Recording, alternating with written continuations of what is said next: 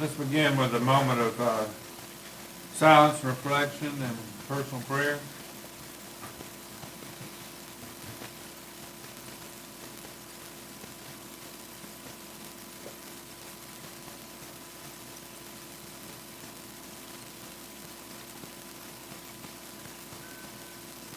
Thank you very much, and we'll officially call the meeting to order.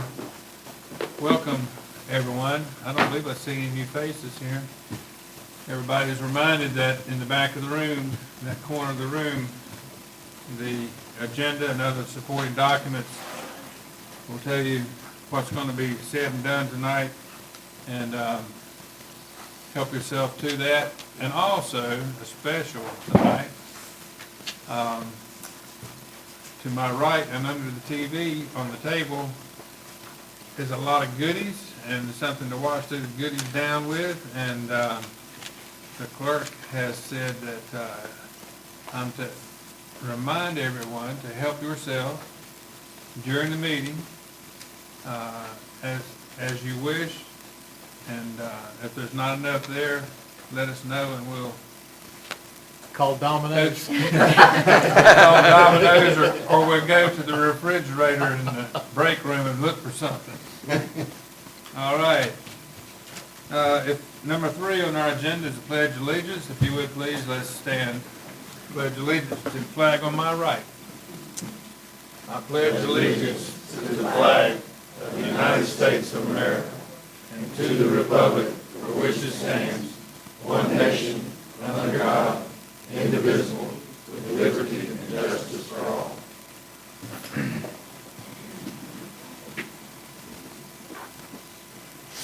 Number 4 on the agenda is a consideration of approving the agenda that's been presented to you. By the way, if you cannot hear, if you'll raise your hand, we'll try to adjust our microphones accordingly. So the agenda's been before you. Is there a motion we approve the agenda as presented? Mr. Mayor, I'd like to second Mr. Brown's motion. All right, any discussion? Hearing none, all in favor say aye. Aye. Opposed say no. It's unanimously approved, Madam Clerk. Number 5 on the agenda, the minutes of November 12, November 16. Is there a motion to approve? Motion to approve. Second. Mr. Brown, second. Brian, motion. Discussion. Hearing none, all in favor say aye. Aye. Opposed say no. The minutes are unanimously approved, and we'll turn our attention to number 6 on the agenda, public comments. I have no one signed up for speaking to number 6 on the agenda, so we'll move to number 7. Presentation of a plaque to the Outgoing Board of Commissioners. Mr. Hewitt, Town Manager. Yes, sir. It's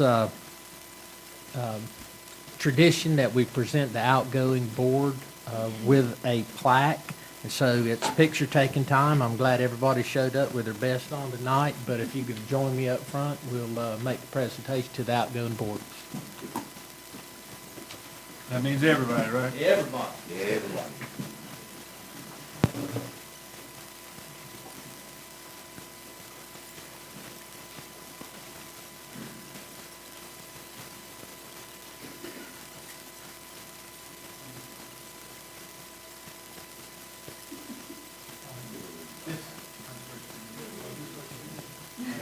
I get to stand beside a pretty girl. The plaque reads, Town of Holden Beach Board of Commissioners, December 2019, November 2021. Mayor J. Allen Holden, Commissioners Gerald Brown, Woody Tyner, February 2020, Brian Murdoch, Mike Sullivan, Patrick Witkowski, Rick Smith, April 2020. Thank you, Mr. Hewitt.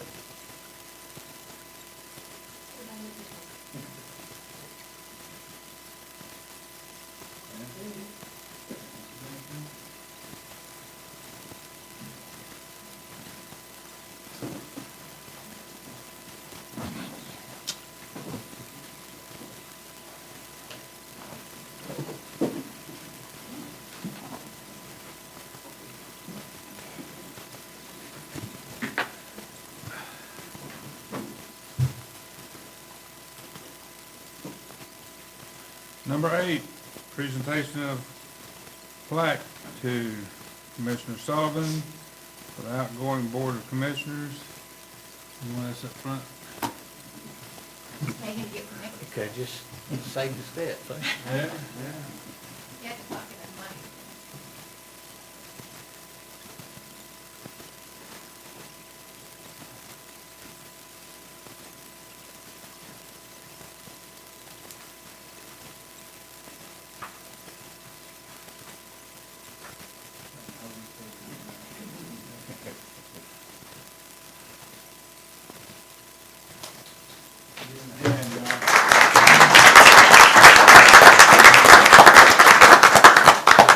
On behalf of the fellow board members and the town, Mike, you've done a good job. We appreciate your efforts in every way, and you added a lot, so many times, to what we were doing here. And it's noticed and appreciated by all. Thank you very much. Thank you.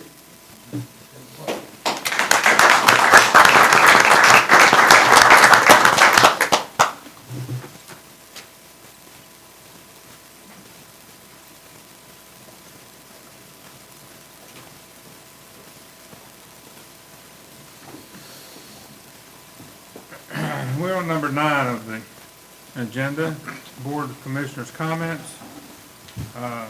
Mr. Brown, you got any comments you want to make? Not at this moment, not at this time. Rick, you got anything? Yes, sir. I've got to work with Mike on a couple of boards. He is a true professional. I really have always enjoyed working with him, and he was always available for support, whether it was we were on the same side or not. We could at least agree sometimes to not agree. But I will continue to reach out to him and talk to him. He's a neighbor, and they walk by quite often, so when they come by to wave, I'll wave back, and hopefully he can stop and visit. And thank you for your service, Mike. Thank you. Mr. Murdock? Mike, I'd also like to thank you for your service to the town. This is sometimes really tough job to do. You're one of the most tenacious people I think I've ever met, and we always agreed to disagree most of the time, but I do appreciate your service. It takes different kinds to run this place, and we certainly most of the time teamed up for the good of the town, I think. So I do appreciate your service, and it's nice to serve with. Ms. Pat? Well, I feel like I'm losing my kindred spirit in a way. As I said last time, I'll still bike down and see you because I know where you live. I'm going to miss the legal mind. I'm going to miss somebody who argues back with me to sort of steer me when I'm starting to get a little bit flustered, and I would just say lights going every way. But again, I know I can still rely on you for opinion. Thank you. Mr. Brown, are you ready yet? Yeah. Mike, I just want to say thanks. Okay, you did a great job for the town, and we're going to miss you. I know a lot of times we didn't see eye to eye on things, but that's politics, especially small towns. But I just want to say from the bottom of my heart, thank you for the job you've done, because I really know that in your mind, you thought you had the best interests of the town. And that's what we all strive to do, and what we should continue to do. And I just want to say thank you. Thank you. Okay. You got anything else you want to say, Mike? I sure do. First of all, I kind of said this at the last meeting, but it was at the end, and I don't know if anybody heard it. It's been a pleasure and a privilege for me to serve for 4 years on this board. And in that 4 years, I learned a heck of a lot about the town. And it's a little harder to run a town and have the town run efficiently than it may seem on the surface. So it's been a pleasure to work with the people who work for the town. They work hard, and they work for our best interests. So it was a pleasure to work with them. Secondly, I have to thank the voters for having the confidence to put me in a position where I could make decisions that affect their life and the way they live. And I hope I did it in a manner that was acceptable. last but not least, I want to thank the board because we have had a lot, this board and the board prior have had a lot of discussions, a lot of differences, but I believe in my heart that the people who sit up here hoping to do the best they can for the town and for the people who are here. So for that reason, despite the fact that we didn't agree on a lot of issues, I always respected them. Now to get to the tenacity point, this is the last chance that I'm going to have to speak as a board member, and there are just a couple of issues I want to address before I go sit in the audience and somebody else sits up here. On tonight's agenda, we have an issue about parking. The decision on how we go forward is going to affect the town, and it's going to affect the town well into the future. What I would say is we had a vote last month on the pier. Prior to that vote, we had tremendous amount of meetings and discussion, and the people on the board asked for the input from the community. In fact, I can remember distinctly one of my colleagues saying, I wish we could have 200 people sit in this room, but we can't. But what we did have is more than 200 people respond to a survey. Vast majority of those people didn't want to purchase the pier, but that was totally disregarded, and the vote was for the purchase of the pier. Well, in the last few days, we got the return of a survey that was held by the HPPOA. 768 people responded on that survey. There's only 650 people that live here. So that is a tremendous amount of people. Plus people who own property, people who just belong to that's a tremendous response. And I'll just point out 3 things out of this survey that has to do with parking. One of them is that the people are in favor of paid parking. There's no question about that. Let me just find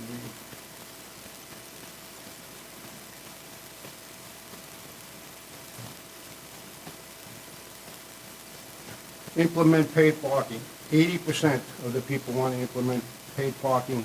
9% are not in favor of that. That's fine.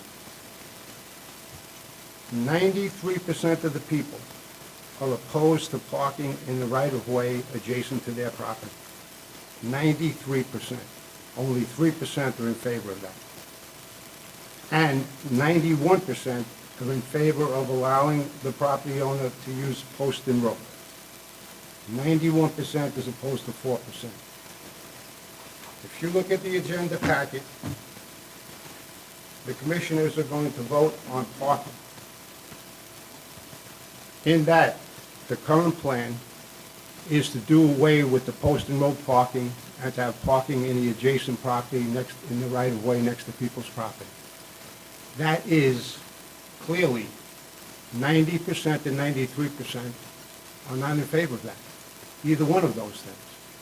So what I would say to my board members is, you ask for input, you receive the input. As we all said, we do this job because we want to do the best we can for the town and for the people who live here. We are not, and we should not, be dictators and have 3 or 4 people decide as against 90% of the people how this town should operate.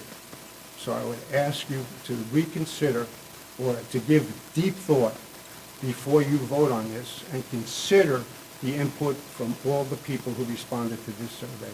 Because you can't use the argument that you can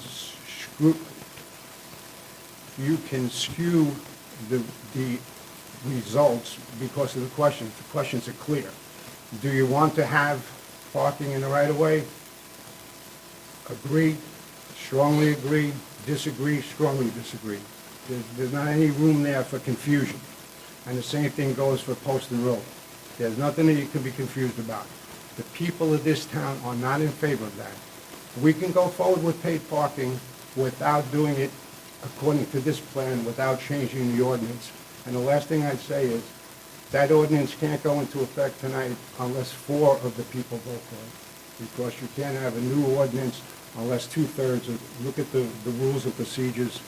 Rule number 33, you need to have 2/3 of the vote in order to pass an ordinance on the first time it comes before the board. With that, I just say, it's been a pleasure, it's been an honor, it's been a privilege. I enjoyed every minute of it. Thank you.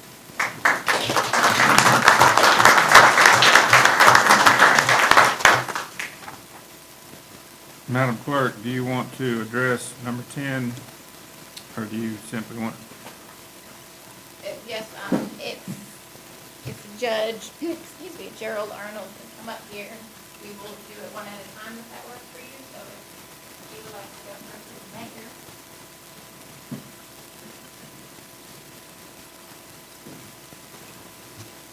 Do it right here? That would be perfect. Prettier and smarter hat.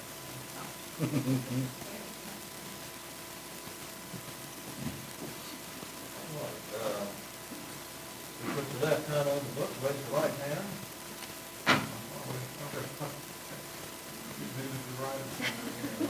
This way you want it. You can move in slightly, but there you go.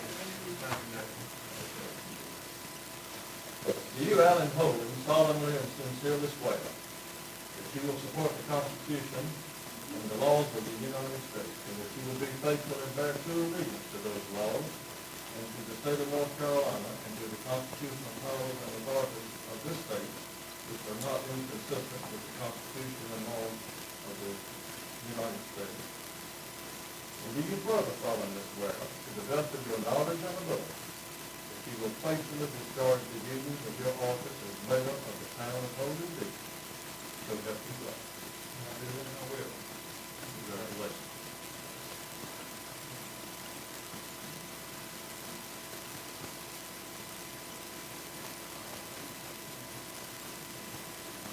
Okay, then you have for Commissioner Lee Dyer.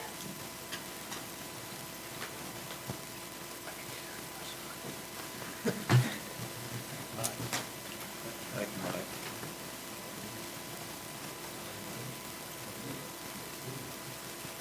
You put your left hand on the book, raise your right hand. Do you, Paige Dyer, solemnly and sincerely swear that you will support the Constitution and laws of the United States, that you will be faithful and bear true allegiance to the state of North Carolina and to the constitutional powers and authorities which are or which may be established for the government thereof, that you will endeavor to support and maintain and defend the Constitution and laws of this state, not inconsistent with the Constitution of the United States, all to the best of your knowledge and ability.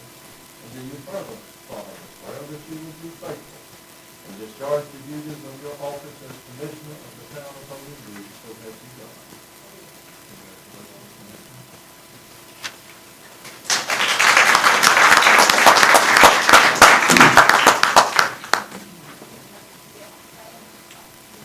Okay, and then we have Commissioner Rick Smith.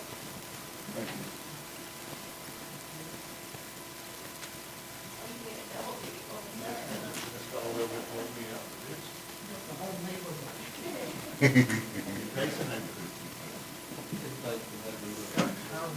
There you go. Rick Smith, do you solemnly and sincerely swear that you will support the Constitution and laws of the United States, and that you will be faithful and bear true allegiance to the state of North Carolina, and to the constitutional authorities which are or which may be established for the government thereof, not inconsistent with the Constitution and laws of the United States? And do you further solemnly swear, to the best of your knowledge and ability, that you will faithfully discharge the duties of your office as Commissioner of the town of Holden Beach?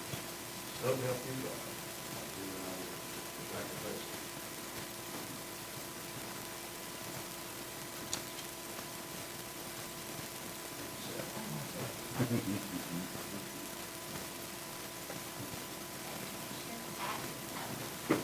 And Town Clerk, would you please hold the Bible? In my honor.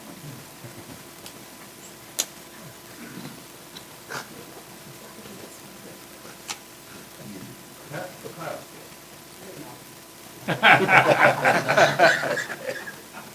Do you solemnly and sincerely swear that you will support the Constitution and laws of the United States, and that you will be faithful and bear true allegiance to the state of North Carolina, and to the constitutional authorities and laws which may be established for the government thereof, and that you will further endeavor to support and maintain the Constitution and laws of that state, this state, not inconsistent with the Constitution of the United States, and that you further solemnly swear, to the best of your knowledge and ability, that you will faithfully discharge the duties of your office as Commissioner of the town of Holden Beach, so help you God. I do so swear.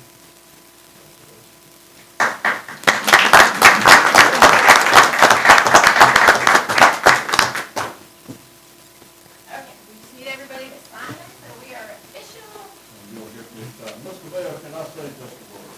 Yes, sir. This is not my first time swearing in a mayor and board of the town of Holden Beach. But it's a long time ago, since the 1980s when I was here. And in fact, your predecessor, the manager, was living in my house at the time. Did you know it, that he was? Yeah, I did. Self-controlling about that. I want to say, I do not personally consider that there is a higher calling than public service. And I do appreciate the fact that you have shown pride and satisfaction and appreciation here this evening in being a public servant. It's the compensation you get for public service. And I want you to know that I have a lot of down-home pride tonight in being here. Talking to Rick Smith earlier, I've come back. This is now my home. This is my town. So I appreciate the fact that you serve. And as I tell His Honor often, I am your humble servant if I can help any of you. I thank you. Thank you.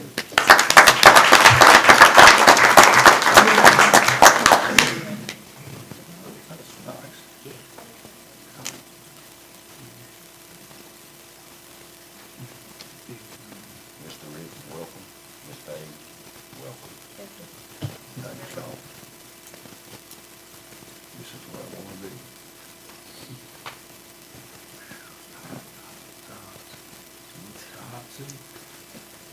Why not? I'm used to it. Not working too much. Make people happy.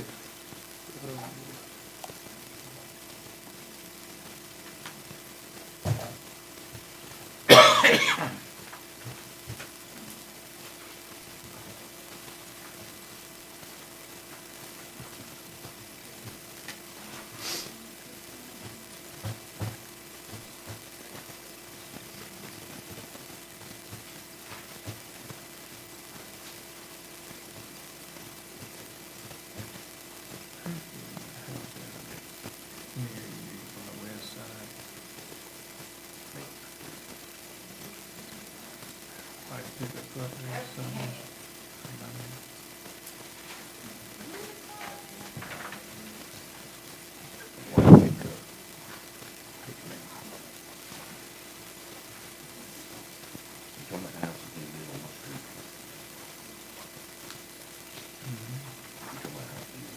David? Yeah. Thank you. Heather. There. Congratulations to everybody. Where are you living at? I believe at 853. Oh, no, I was talking about that. We are official, so whenever you're ready. You're official. All right, We're official. we're official, all We're right. official. Again, Judge Arnold, thank you very much for it. Yes, sir. All right, we're ready to move to number 11, and that is the election of our Mayor Pro Tem. Is there any motion? Mr. Mayor, if it pleases the board, I just want to say a couple things. I've really enjoyed serving as the Mayor Pro Tem, okay? And it's been an honor. But at this time, I would like to nominate Mr. Rick Smith to be our next Mayor Pro Tem, if that pleases the board. Thank you, sir. Have a motion on the floor, is there a second? Second. Motion made and second, discussion. Any more nominations or comments? All in favor, say aye. Opposed, say no. Congratulations. That's an increase in your salary. Thank you, Mr. Mayor. Thank you, Gerald, for the time. You All right, we move to number 12. Madam Clerk, In front of the board is the 2022 Board of Commissioners regular meeting schedule. All the dates except for the March date reflect the third Tuesday of the month. We are proposing that the March date be the second Tuesday due to conflict. So if the board would approve that, we'd appreciate it. is there a motion? Mr. Mayor, I'd like to make a motion to approve the 2022 Board of Commissioners meeting schedule. Looking for a second. Second. All right, Mr. Brown, second. Any further discussion? All in favor, say aye. Opposed, say no. It's approved unanimously. Number 13, again, Town Clerk. The board is required to adopt rules of procedure. The current version that the board is using was included in your packets for you, so you guys could continue to use those rules, or you could amend them, do completely new ones, whatever you would like, but we recommend approving the ones that you're currently using. All right, is there a motion? I'll make a motion that we adopt the suggested rules of procedure for the town of Holden Beach. Second. Motion made and seconded, Mr. Brown seconded. Rick made the motion. Any discussion?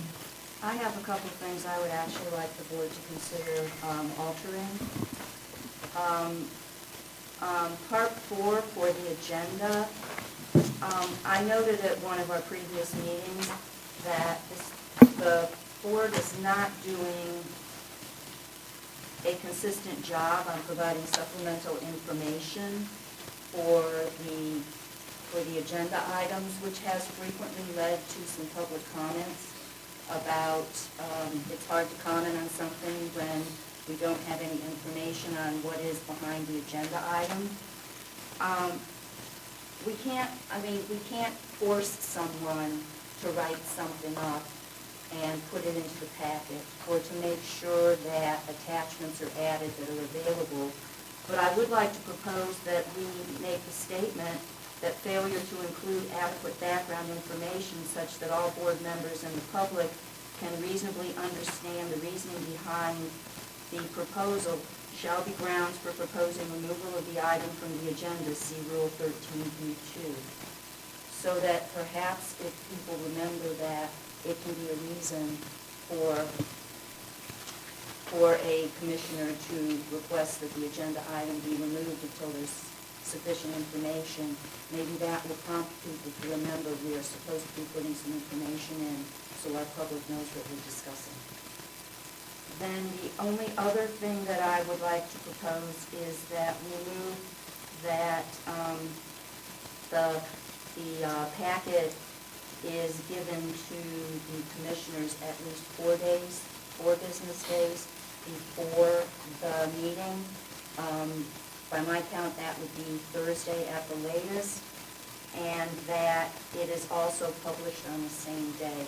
We have a lot of information coming, we have a lot of topics. The public does want to see things so that they have time to question. I use as an example the fact that this past packet didn't hit the press, or didn't hit the public until the afternoon of Friday, which wasn't much time. So again, I would like to propose that we move things forward for the board to receive things 4 working days ahead of time, which would be Thursday at the latest, and that publication also occurs at least 4 working days. Ms. Pat, if I may, I ask you a question. Yeah. Procedurally, the first point that you made, my understanding is that a commissioner can make a motion at any time to remove something. We can, but specifying something, to me, specifying something that would trigger discussion of it is a good thing here. Again, it's been very uneven the past year in particular about people providing adequate information in the packet for the public and other commissioners to understand what is going on to prompt a certain discussion and possible action. If board members just want to say they're going to get better about it, that would be fine in a way, but I would still propose to put it in as a prompt of our right to do this, and something that would almost trigger that you have nothing in the packet. I would like to propose that it be moved to the next meeting or to a meeting later when you have enough information.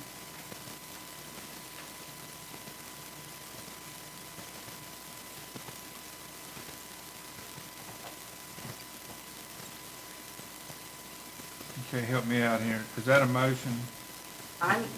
No, they made the I mean, motion, you opened. Are you asking to? Yes, I am amend asking the- to amend, the rules of procedure. Yeah, I guess we're looking for a second. I don't have a problem with that. I just think if any of us are gonna put something on the agenda, we need to definitely back it up. I mean, if you come in with the one-liner, I mean, I would agree with Pat that would be unacceptable, but I don't, maybe just agree that we won't do that. You know, if any of us need to put something on the agenda, then we should have a reason to do it with a little bit of footwork underneath it. That was my understanding going in, is that we had to have the, you know, like the supporting documents or the supporting reasons.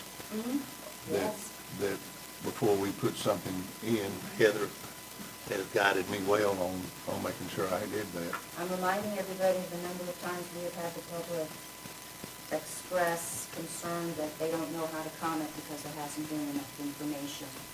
So if people are just saying we will be better about this, I'm fine with that, but I would still like to amend page 6, or I would like to amend 13A, 4, and 5 to move it to 4 working days ahead of time, which would be Thursday.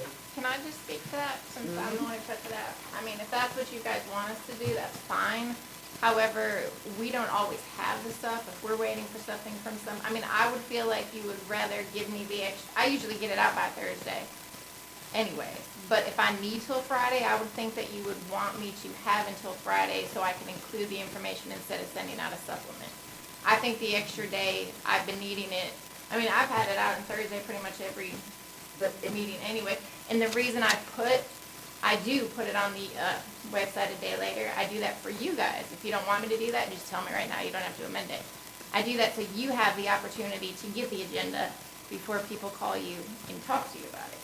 So I give it to you the night before, and the next day I put it on the website. So if you don't want to do that, that's fine with me.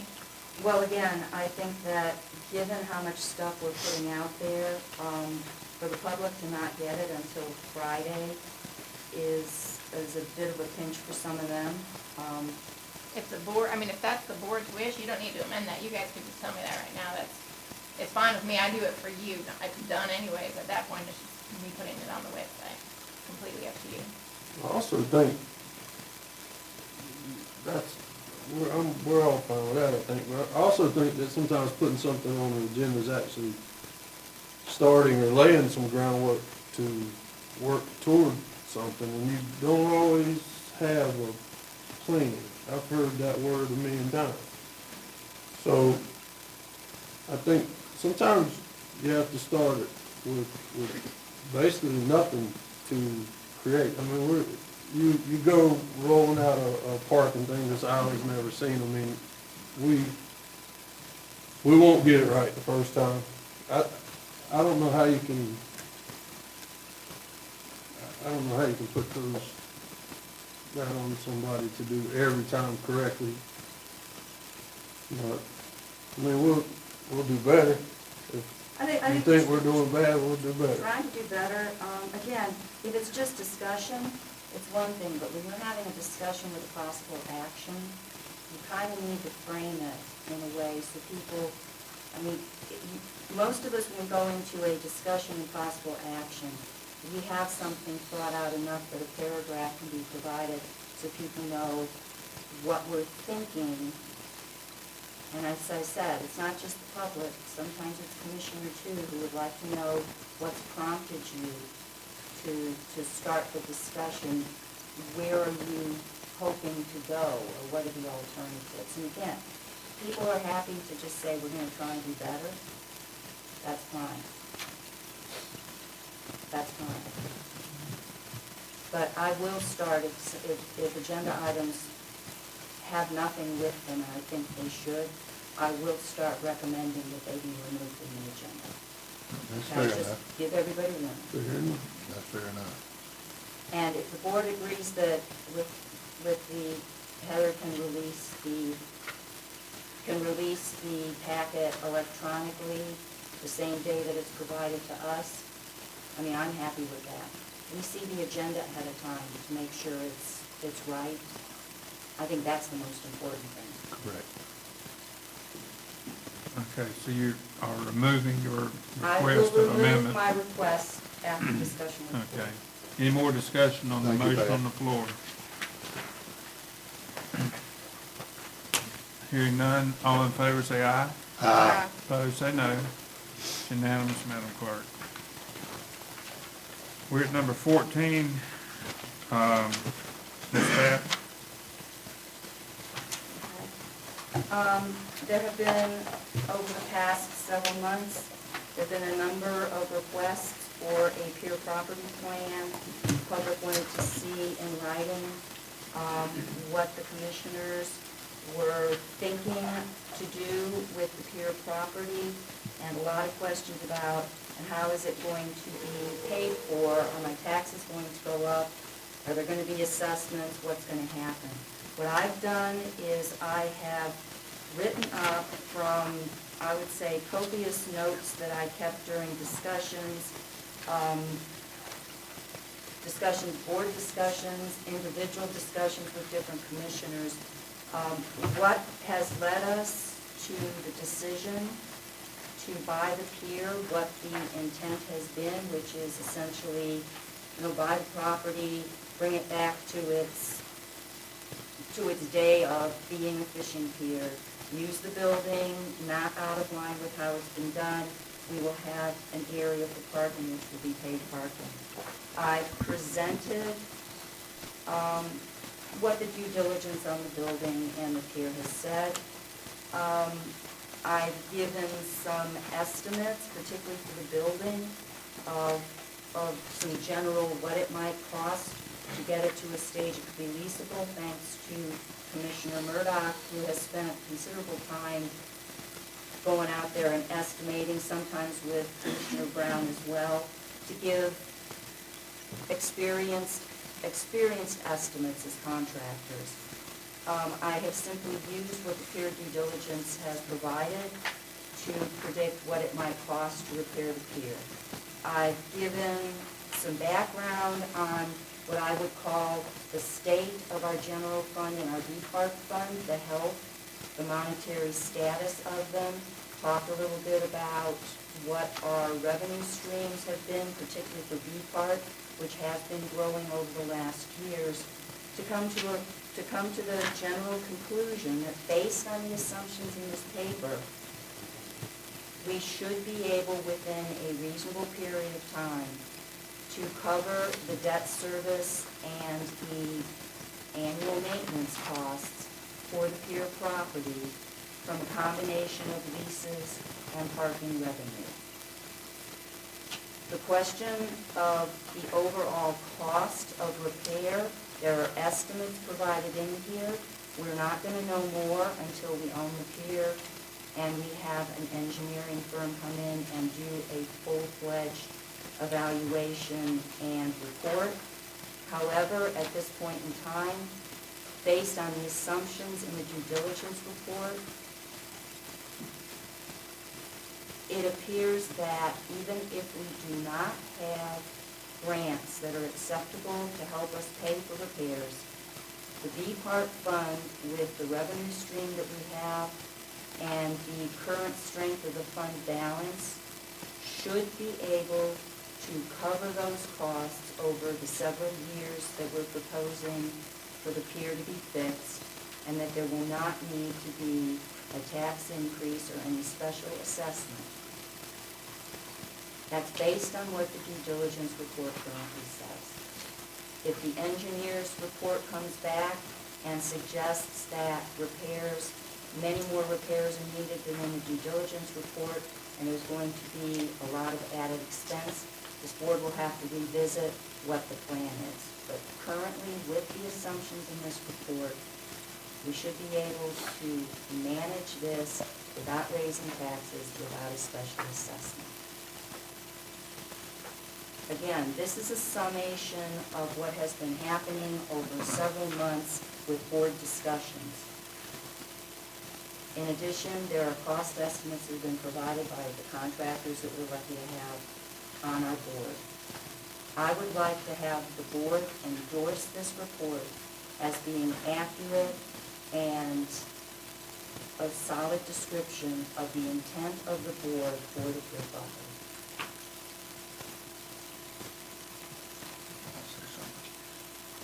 Rick? First of all, I want to thank you, Pat, for the hard work, Brian and Gerald. We've been asked for this report for some time, and it was a very comprehensive report. I think it showed no bias in either direction, and that's what made it. When I read it, I kept looking for something that was going to be, the don't do it part. And it's always been our intention to do this without raising taxes. And with our increase in the occupancy taxes, the rate they're going now, I think it is also a doable thing. And again, Pat, thank you. I remember you saying at one point that you weren't going to do this, but I shouldn't have had to, guys. yes, ma'am. Yes, ma'am. But I do really thank you for all your efforts. That you did a wonderful job of it, and putting up with some of my fellow commissioners to get it done. I know was a pretty difficult in itself. But saying that, I'd like to make a motion to endorse your pier property plan. I'll second. Motion made by Rick, and Gerald seconded. Discussion? Hearing none, all in favor say aye. Aye. Opposed say no. It's unanimous. We'll turn the page. Yes. Do we have to? I would like to propose that I would like to move that the Board of Commissioners accepts Resolution 2117, which I put together as a very tight summation of the 12-page report that basically lays out what the intent is, and again, that it is not the intent of this board to raise taxes or levy any special property assessment based on a program that is covered by this endorsed document. So I would move that the board vote to adopt Resolution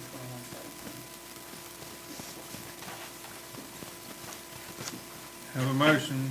Is there a second? I'll second that. All right. Discussion? All in favor? Aye. Opposed? It's unanimous. Are we ready for number 15? Yes, sir.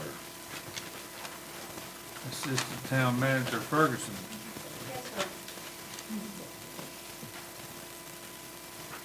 If the board is okay and will allow me, we have Carlos Manzano from Parker Poe and Andrew Carter standing by. I just need to call them. They could not travel in this evening, but they're available by phone for questions. So can I have a moment to do that so you guys can answer them questions if you need to?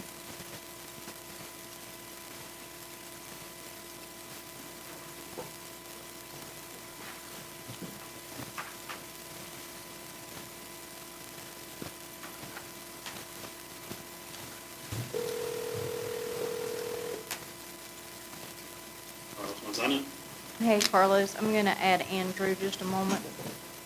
Great, thanks.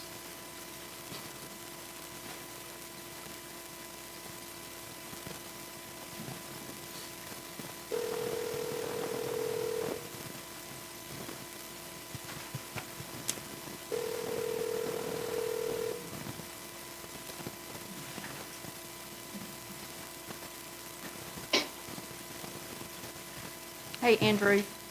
Hey, Christie. Okay, I'm gonna merge the calls.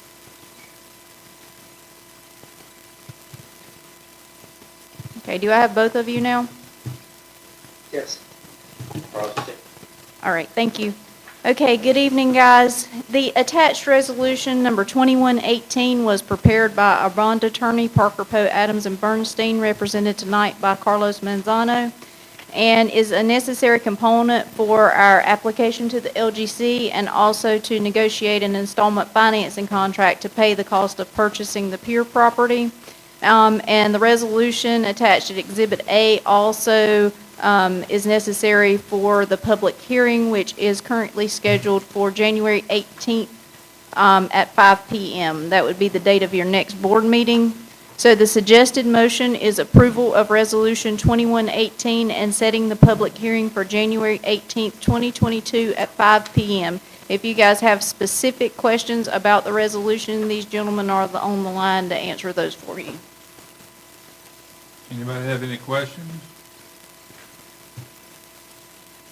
Mr. Hewitt, you got any input? If you want to proceed with the purchase of the pier, you must adopt the resolution as presented tonight. All right, I'd like to make a motion to approve the resolution 2118 and setting of the public hearing for January 18th, 2022 at 5 p.m. And I'll second the motion. Discussion? Hearing none, all in favor say aye. Aye. Opposed? Unanimously approved, Madam Clerk. Thank you, guys. And thank you to our finance team. Merry Christmas to you guys. Anything else, Ms. Ferguson? Chief Dixon, number 16 on our agenda.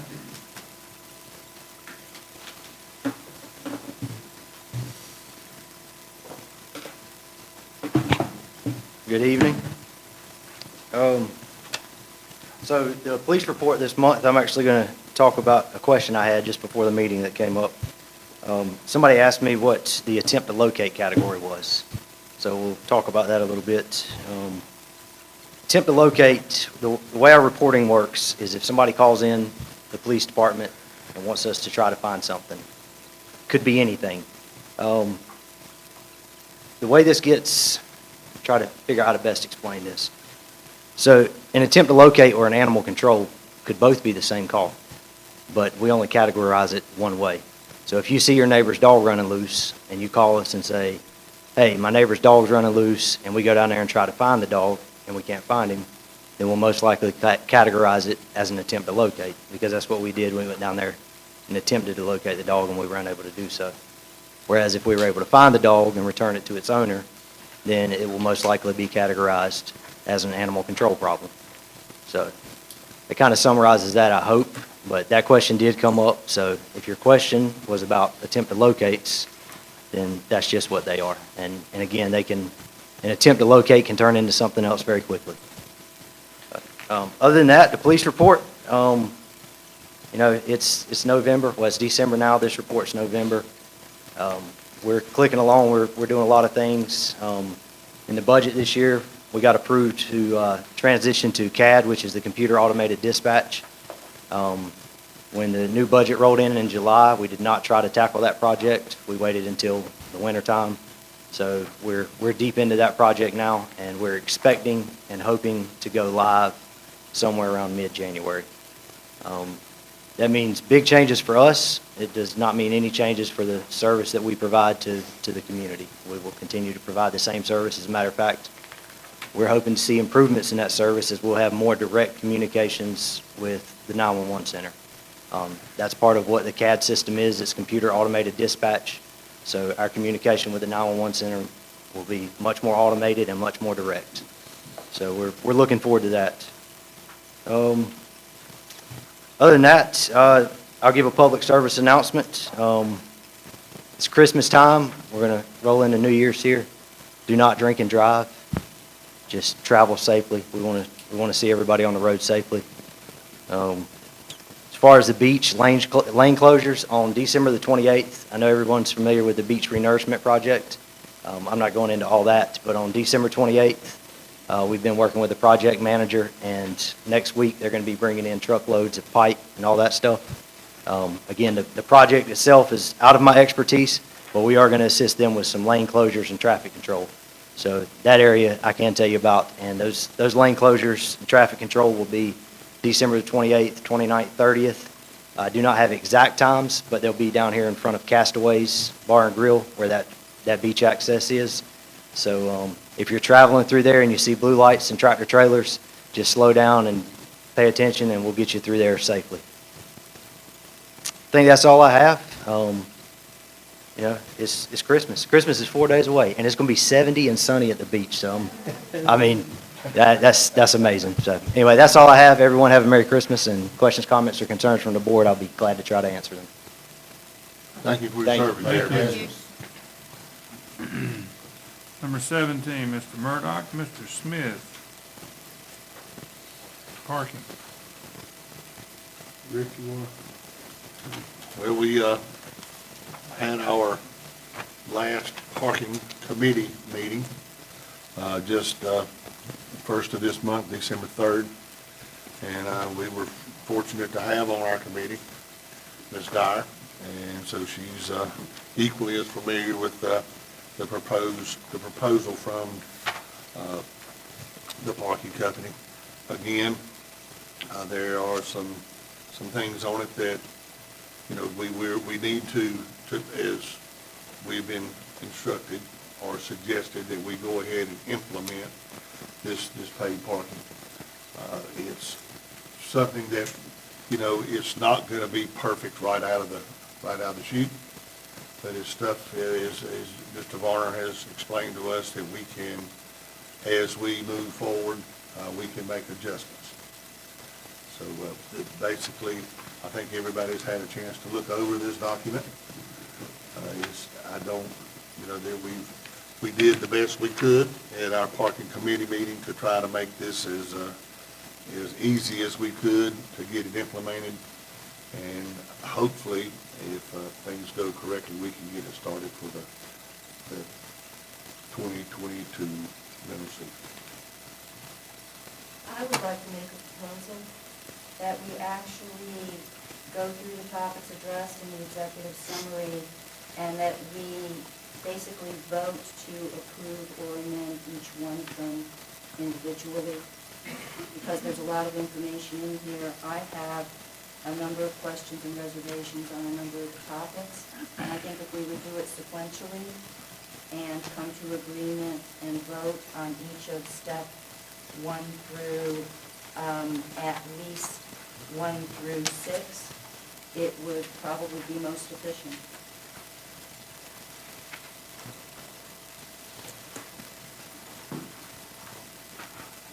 It's almost like a complex motion.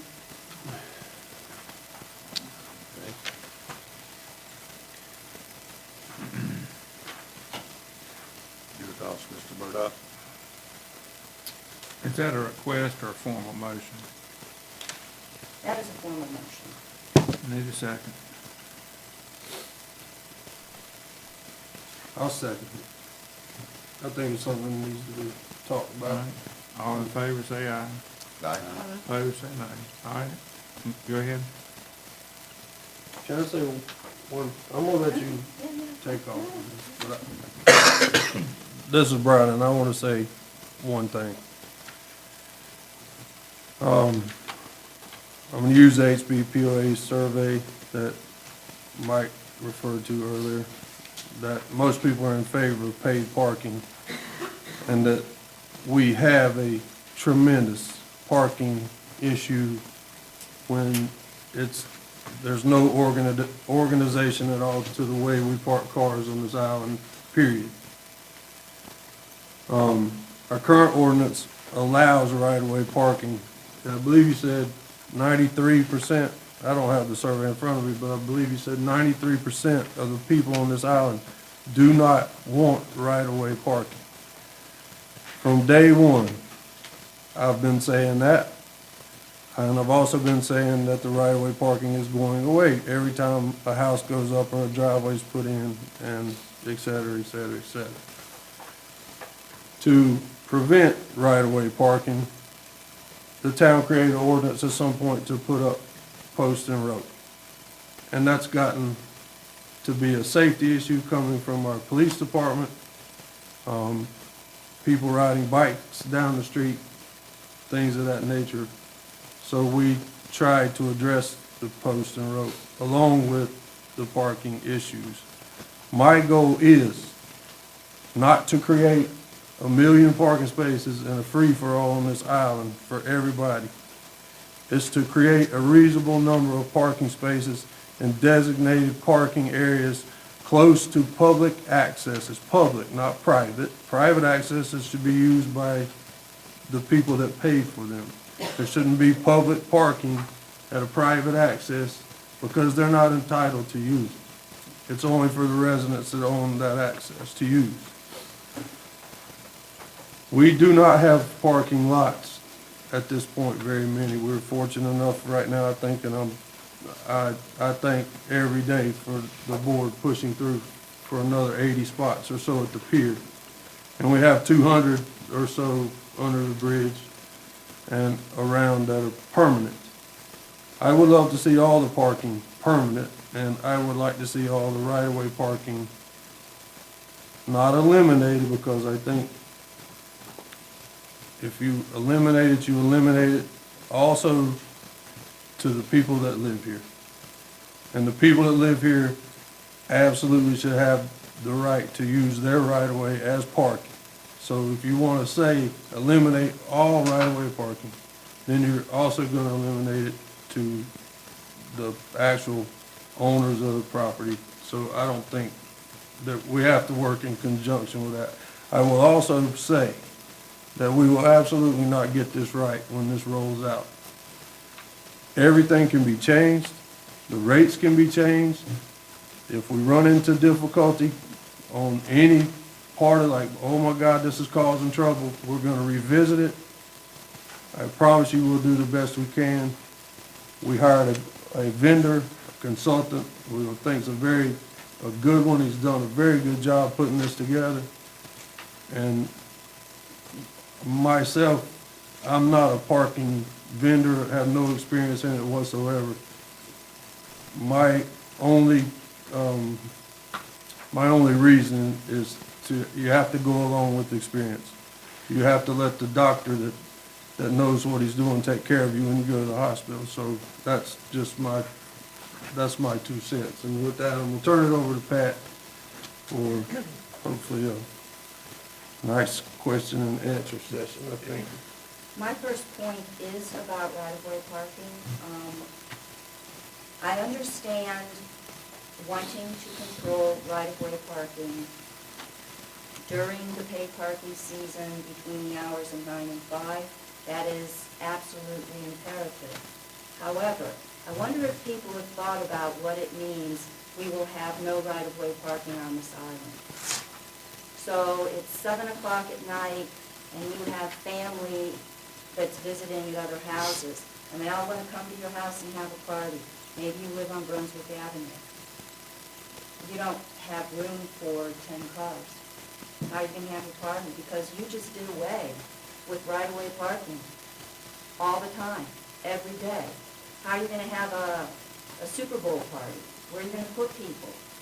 Again, if you live on a side street, one of the secondary streets, what are you going to do? I don't think the intent should be to do away with right-of-way parking. I think it should be to do away with non-designated right-of-way parking from the start of the parking season to the end of the parking season, from 9 in the morning until 5 in the evening. And our current rule is also, I think it's from 1 to 5, 1 a.m. to 5 a.m. So I would actually propose that the right-of-way parking restriction is the duration of the paid parking season and from 9 to 5, 9 a.m. to 5 p.m. And that is how it reads. And that way, people can have their friends come over in the evening, off-season, do what they want to do. And if people can keep their post and rope and do it legally, then people who don't want anybody to park in their right-of-way can post and rope it. I hear these complaints about the danger of post and rope. Well, yeah, it's danger of post and rope because there's illegal stuff being used for post and rope, and there's a simple solution for that. The people who are complaining about post and rope can ask the board to ask the town to go and tell people who have not done post and rope right, that they have stakes, they have sharp stuff, to change it over to true post and rope. But I believe we should keep post and rope, and I believe that we should limit the no right-of-way parking except in designated areas to paid parking, season, and 9 to 5. And then that gives people flexibility. So I would move that the description of right-of-way parking that's given, that there is no right-of-way parking except in designated areas, be changed to there is no right-of-way parking except in designated areas from whenever we start the season until the end, the paid parking season, and from 9 to 5.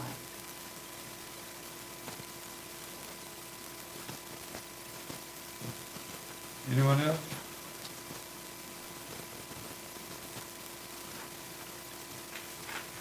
Yeah, my only thing, suggestion to this is you just said the people that don't do it right. But There are people that's that- an enforcement issue, Rick. If they don't do it right with post and rope, it's an enforcement issue. There's a description of what is allowed. If they don't do it right, they can be told to take it up and do it right or don't do it at all.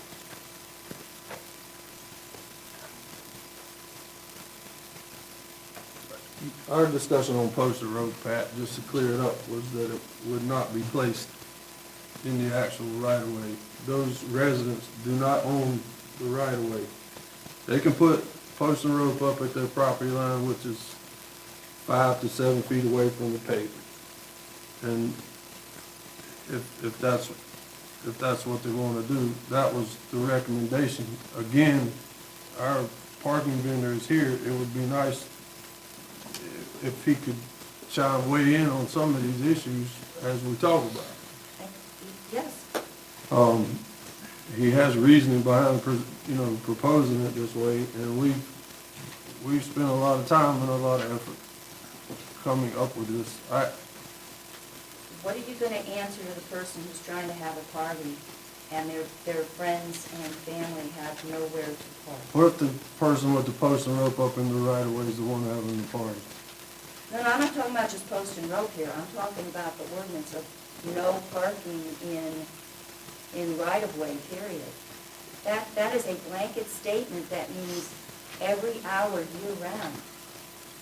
And for the sake of controlling parking during the paid parking season, the busy season, this shouldn't be about abandoning right-of-way parking every hour of every day of the whole year. It should be about controlling where you can park during the paid parking designated times. We have Jim here. Can we have him up and weigh in on this if we talk about it? Because I'd like to hear his opinion. I don't know how you would differentiate between it's a resident whose friend is parking in that space at the party. Nobody can park from 9 to 5 and right away. After 5, how you gonna tell who it is? I'm simply saying that the point of controlling right-of-way parking is generally about the heavy time of parking for people coming to the beach, going from the beach, and to have parking only in designated areas from 9 to 5 takes care of the heavy time of using the island and the beach. And then leaves right-of-way where it's not post and rope available for friends, family, and yes, there will probably be some other people using it, but it will be after 5 o'clock. It will not be for the entire period of the day. In fact, most of the beachgoers are leaving at 5, not coming at 5. So I think it's better to err on the side of, let's try it, controlling it from 9 to 5 during the season, than to make a blanket statement and then have all hell break loose. My fear is, in the summer, it stays daylight till 9 o'clock, and I don't want to free for all at 5 o'clock. But I'm gonna let Jim, can you speak to that, Okay, hold just a minute. Is there any objection from fellow commissioners? No, All right, go ahead. Thank you, Mr. Mayor. My name is Jim Varner. I'm the president and CEO of Auto Connect. We've been selected here as a parking vendor.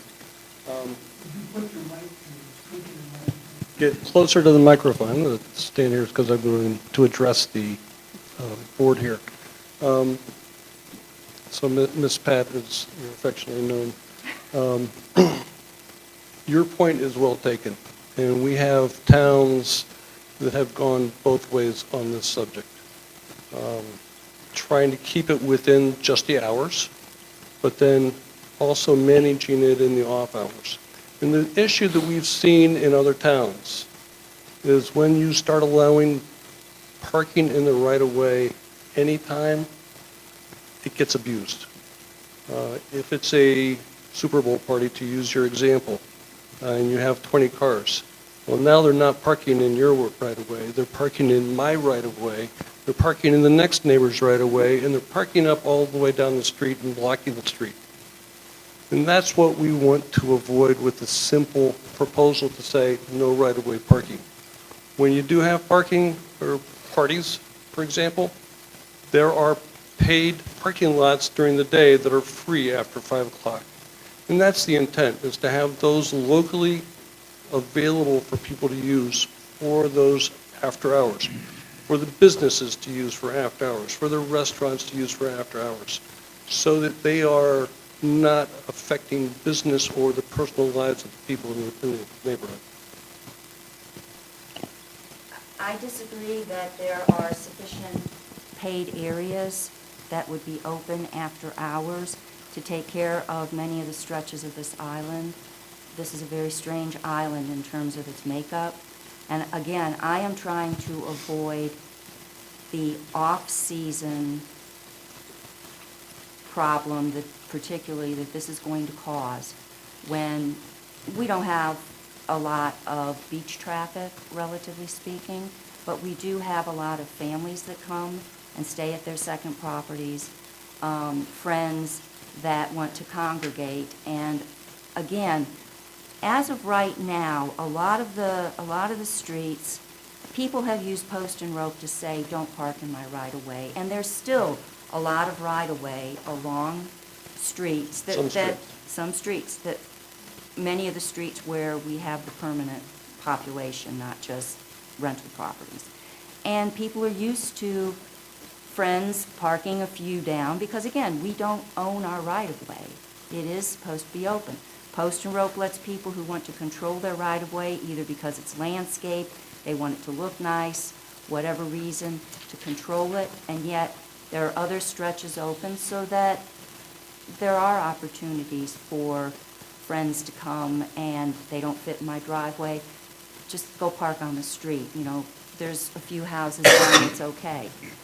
I think that it would be better to err on the side of being liberal here rather than doing a blanket and then go stricter rather than have to go less strict. That's my opinion here, but I do feel strongly about it. And that is up to the board. We do have at least one town that has an alternative, where they come to the town hall and request an exemption for things like weddings. They're having a wedding on the beach and they have 20 cars coming. They want to park in the right-of-way. Or a specific event that allows permits to be issued for that kind of situation. But again, this is up to the board. From my viewpoint, it could be managed either way. I have a question, please. Yep. Jim, my memory must be fading. The qualification in the text that talks about except in designated parking spaces in the right-of-way, there are several call-outs of except in designated parking spaces. I fail to recall, how is that delineation made? I know that's just a simple faux pas on my part, I fear, but it's not coming back to me on how is that designated parking spaces within the right-of-way made?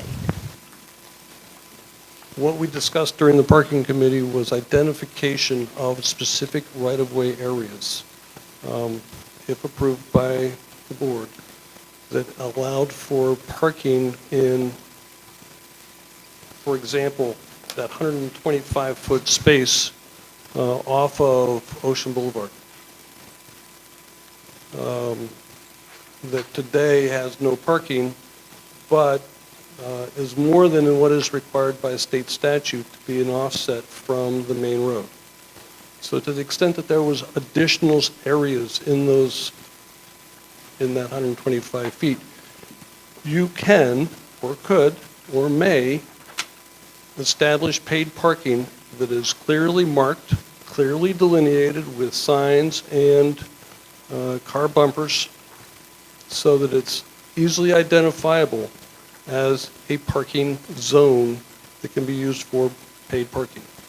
If it's not one of those, then there's no parking, per the recommendation that came out of the parking committee. I think my real question is who makes that call? Who makes the call on where the parking is going to be accepted as a designated parking space? This Board of Commissioners. Okay. All I can do is make a recommendation. I can make a suggestion as to what is possible, and I think that is what we did. The parking committee rejected some of my ideas, approved other ideas. What we have not yet done, Mr. Hewitt and I have not yet sat down with the town staff and gone through street by street by street to make sure that there is sufficient right-of-way area, or that they are, agreeable to the rest of the commissioners. So I'm really slow tonight, evidently, and I'm not picking this up. So the approved by the parking committee sheets, page 48 and 49, those numbers of parking spaces, is that what we're talking about having the board to consider as the designation of the accepted designated areas within the right-of-way in conjunction with disallowing right-of-way parking? I leave that to the board Okay. to make a motion to approve that or not, or to take action for a task to identify the next steps related to each one of those areas. I have so many reservations about parking being allowed on side streets that only have a private access. And there are a number of streets here where that is the case. When I look at the December 3rd presentation, and I'm kind of trying to blend both of these, and it says that there will be no parking west of Rothschild Street on Brunswick Avenue West. And again, that's one of my concerns about, that's a blanket statement. We have a lot of permanent residents on Brunswick Avenue. They have friends, family gathering, and if it's in the off-season and they're used to having people come and they park on Brunswick Avenue and they're all okay with it. Again, I'm not sure everybody realizes what they're doing when they say we want to eliminate all right-of-way parking. I don't think it's triggering to them that it means everybody, every day, every hour. And so I personally feel for this exercise of agreeing every place that is allowed, that this probably has to be done in a separate meeting. But at the very least, I can tell you, I don't support allowing any kind of vehicles to park on streets that have their own private access. You are encouraging people to trespass, because people aren't going to park on those streets and then walk a half mile down the road to the public access. They're just going to go to the closest access. That has bothered me since the November. And I think the way that we did this, the private walkway, this is Rick Smith, the private entrances into the beach, if you go through this list of you parking part one, private, you notice that the only vehicles that are allowed to park there are the low-speed vehicles, and those are the ones that are usually owned by the people that pay for the public the private access. So you are asking people who already have to pay for their own private access, that now they have to pay to use their golf cart. And I disagree with you. A lot of those streets are short, so they don't actually need the golf carts like the deeper ones. But it's like they have private accesses, they are paying for them, the town is not, and they want to take a golf cart and drop their stuff off and stick it on the side of the road. And now I can see making people pay to park near a public access, but this is a concern I have about if they did want to use one of their golf carts, you're making them pay to use their own paid-for piece of property. This one's difficult. I would rather actually set up a neighborhood sort of situation there, but I disagree with making those designated areas. Would it be a problem if it became nobody can park there from 9 till 5, because we do allow right-of-way parking outside of those hours? That at least would be better. But I have a real problem letting anything park as a designated area, because you will get people driving down to use want to go further down the island, and they will go further down the island, and they will use an access that is meant to be private. And those things are not cheap to keep up. And I understand, but that's the reason we offered the seasonal permits for those golf carts, so they can park up there. And You're going to charge them to park to use their own access that they're paying for. See, this is the thing. You're making people pay for something that they already maintain to be near it. It's not that you're making them pay to park by a public access that they need to contribute to as a taxpayer. Well, right now, anybody can park there. Correct. They can So park a car or somebody can anything. drive down there and park there with a car and use that private access. We're trying to limit who's using. But you're not limiting it by making it evident that this is now a designated area. For low-speed vehicles, golf carts only. But again, I also have a question how doing this actually addresses what we're trying to do, which is make the right number of parking places available for the public so that we are a public beach that can receive federal, state, county funding. This is a game here to me. This becomes a game of, well, they're low-speed vehicles, so that can only be people who are on the island. That wasn't the point of the paid parking program. It was not the point to make every penny that you can. It was to provide parking for our off-island visitors and to come up with a fair number of parking places near the public accesses, which is what we want to do. All right. So it'd be private Hold it, accesses. Hold it. I've been sitting here quietly. Tonight, earlier in the meeting, you commissioners voted and passed suggested rules of procedure for the town of Holden Beach. And those of you that have watched me over the years as mayor, I provide a lot of leniency to our rules, and I'm asking you on page 9 of what you passed tonight, rule number 25. fourth bullet, I mean, I'll do whatever you want to do, but you're in violation of your own rule you passed tonight. Do you want these things strictly enforced, or do you want, how do you want to proceed? And you can look at page 9, Rule 25, bullet number 4, and it seems to me like this thing is going on and on and on, and I would ask you to look at that and the rules of procedure. Do you want to continue and waive this, or do you want me to hammer down on you? Hammer down. You know, Just can go on forward. Yeah. You should stop. no member may speak more than twice on the same motion. Well, if we go back to my first motion, it was that the right-of-way be from 9 to 5 during the period of time that we have paid parking in place. And that would be my motion.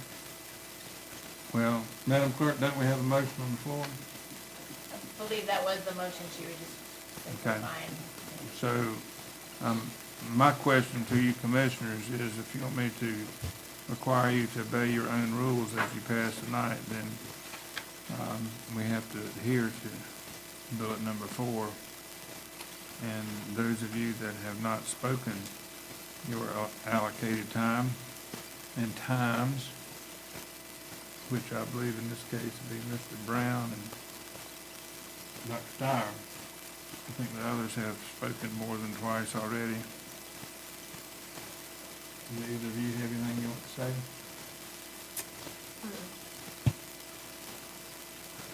The next question to you commissioners is, do you want to call the question, or do you want to do otherwise? You need to follow the motion. I don't believe there was a second. If there was, I didn't hear it. We didn't have a second? I don't believe so. Brian, did you second that? I did. Yeah, that's what I remember. Okay, so we have a motion and a second. It's been thoroughly discussed. So, without any more, I'm just trying to follow your rules. If I'm in error, I don't mind you correcting me. I'll call for the question here. So all in favor say aye. Aye. Opposed, say no. No. All right. All right. Step 2 is the designated parking in lots on street and right-of-way. And I would move that we actually take this into a separate meeting based on what the town manager said about, how is this actually going to come together. I think you even suggested that it's the board that has to make the decision on each of the spaces. I think that's going to be a bit onerous for tonight. I would move that we actually establish the designated parking in lots on street and right-of-way in a separate meeting. We could have a special meeting early in January and get that done. And that's a motion. That is a motion. Looking for a second. Not hearing a second. Motion dies. Is there another motion from anyone? I think at the advice of Mr. Jim, that he would meet with staff, town staff, and go street by street with the town manager and anybody else needed to be to make those decisions. Can I speak to that? See, that's what concerns me, is that this is gonna, the park, no park delineation is gonna become a staff decision. And I do not think, I think that the ordinal aspects of that consideration is a board decision, that the board makes no parking decisions, just like you set the speed limit. I have concerns because that's going to be a nightmare for us up here when somebody doesn't like the recommendation. Now, we can come up with a list and bring it back to you, but I do not think that that should be delegated as a staff decision, which in effect has the cause of becoming an ordinance. I agree, David. I agree with that. But somebody has to do it, and Yeah, now. Jim's done it, and I'll go back to what I said earlier. Well, that was my question. I'm sorry to keep interjecting this. How does that designation take place? And it's just not clear to me by this chart that it actually presents to the board the locations where it's not allowed. Unless I am not reading this, that's what I was getting at. Unless I am in just a dunce here, I'm not getting it from this proposal here. Am I missing something here? Is it in here? Per the map that we delineated, even though it's not here in the room today, for previous discussion, you've moved that out. All of those locations were identified in the map, even though they were not included in the document specifically. But my recommendation, I would say, is simpler. One is, I think, I've heard enough that, the town wants to move forward with paid parking, and I would say that's one thing that's pretty clear. Number two, the ordinances, for your comments, and for the notes in the recommendation, I think need to go to legal for final language consistent with the parking committee. And number three is just moving forward with each parking area. Have town staff and myself go through each one of those and then bring those, both the ordinances and each parking area recommendation detailed on a map back to council, back to the board for final approval at your next meeting. That would be my recommendation. Is that consistent with what you're thinking? Yes, sir. The reason I state it that way is, first, if there is an intent to move forward with paid parking, Mr. Hewitt and I do need to work on a contract, work on the logistics. There's a lot of implementation details. And if there's any intent to start it in the spring of this coming season, we do need to get started on that.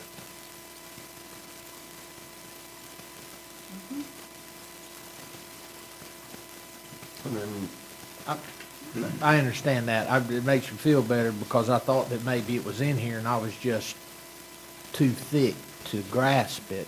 I know because I helped prepare that map. We have the fundamentals there.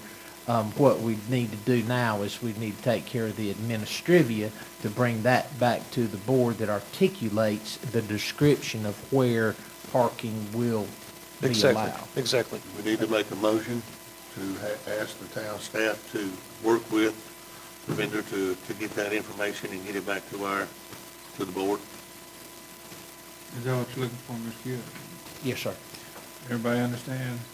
Is there a second maker in here? Second. Mr. Brown, second. Discussion? Hearing none, all in favor say aye. Aye. Opposed say no. It's unanimous, Madam Clerk. All right, somebody give me some direction here. Are we through with this, or are you on? No, we're on update other ordinances related to parking to comply, establish rates, and enforcement policies. I guess I can just cut to the chase quickly, is that I disagree with March 1st to October 31st. I firmly believe that there's something about, in particular March, if there's a nice day and somebody wants to come to the beach on a rare nice day, they shouldn't have to be thinking about, I have to pay to go for a walk on the beach, which is what this does. March is a tricky month. And again, the RFP that we issued said April through September, which is in line with what many other beaches do. I'm not trying to keep our across the water neighbors from being able to enjoy nice days at the beach during the off-season. They're not going to be here in great numbers. I can probably concede on October. October is a warmer month. They can make do in the evening. But I think March, particularly since the first half of March isn't even daylight savings time. Nobody's going to come to the beach early in the morning when it's really cold, and they have precious little time to come after work. I would move that we not include March in the paid parking period, that April through October should be sufficient. It should accomplish what we want to accomplish, which is in a large part to control the parking during heavy beach use periods.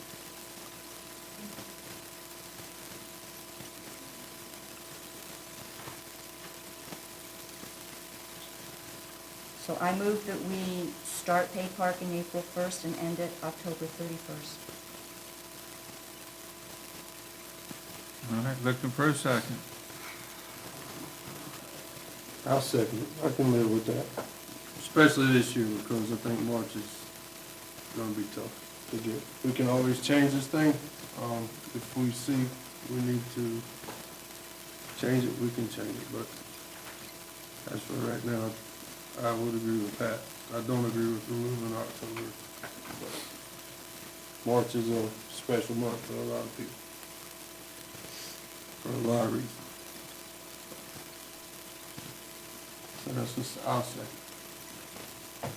All right, more discussion. My only input to that is I feel that Pat's right as far as March is concerned. There is, as Brian has mentioned and Jim has mentioned several times, this will be the first kick of the cat, I guess. I hate to use cat because I like them. But this is our first stab at this deal, and it can be tweaked and adjusted.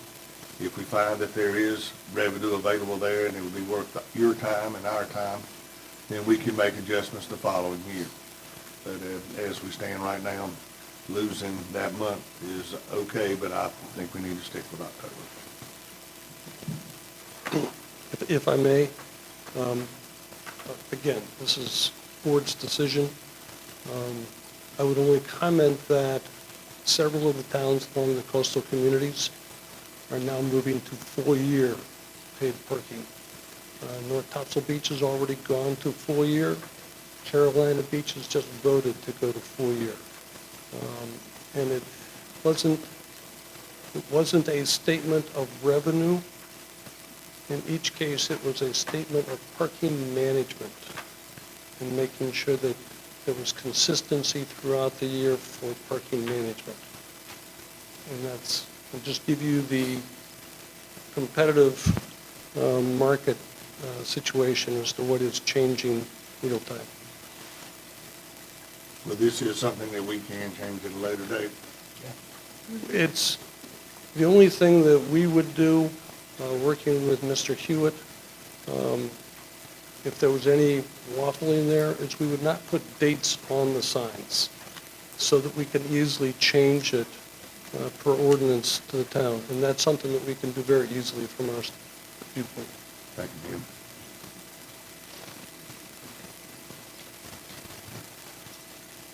You gotta move to the second. Any more discussion? You ready to vote? All in favor say aye. Aye. Opposed say no. It's unanimous, Madam Clerk. On the parking rates, number 4, the only issue I have, this is supposed to be about parking for the beach. So I have no issue with the $250 season pass for 2 vehicles, be it cars, trucks, low-speed vehicles. I disagree with a trailer being part of that. I believe that vehicle plus trailer should be a by-day fee, and there should not be the ability to have a $250 season-long pass.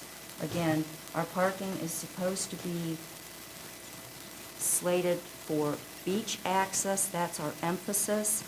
I know that you have opened up some areas that give the opportunity, if people get there, to park a vehicle and a trailer, and they take 2 spaces of what could be standard.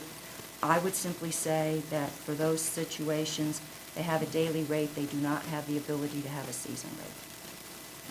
I think that the access, the whole issue of the boat ramp and that will be addressed next year separately.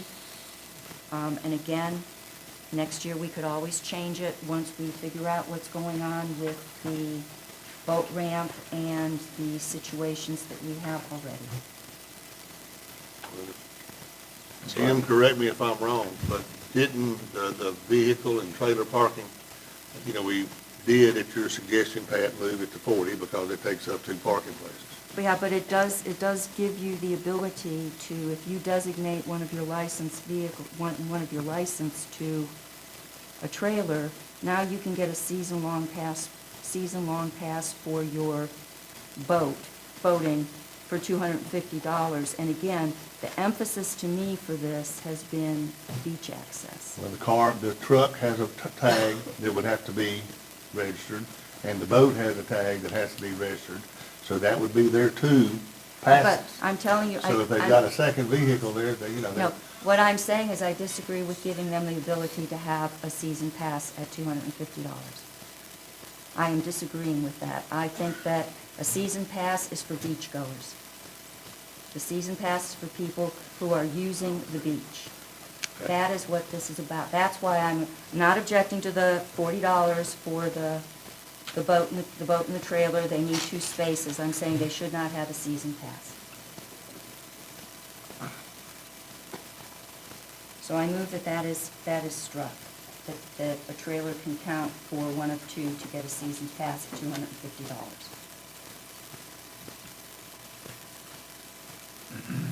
Let's see, I've already got a motion on the floor, don't I? I don't. All right, That is my motion. okay. New motion on the floor, looking for a second. Everybody understand the motion on the floor? All right, looking for a second. Hearing none, the motion dies. Floor is open again. I think in terms of the enforcement policies, on that, I would basically like to hear from the chief of police at the January meeting that he's in full agreement with everything. I mean, I think that that's something that I would like to hear from our chief at the January meeting. Yeah, typically, when we go through policies with the town manager, I also do include the chief and his staff. And I know he has one particular officer who is very active in parking management, and I would want to engage them and make sure that our policies and what I instruct my staff to do are consistent with what the chief and the town manager are happy with. Well, so that is part of our process that we include. Oh, that's good, because the chief will be very busy in the off-season when there is no right-of-way parking, which he currently doesn't have to deal with now. So part of it's going to be hearing from the chief about managing a different situation than we have today. And communication plans and press relief, those are things that are in your daily week, and I don't have any issues with that. Okay.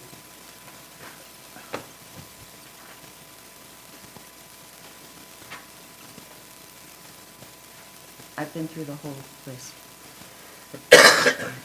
Okay, so we're through with the list, including step 7. So where do we go from here? So what? Somebody help me out here. Is this the proper time, Heather, to make a motion to move forward with the implementation of paid parking?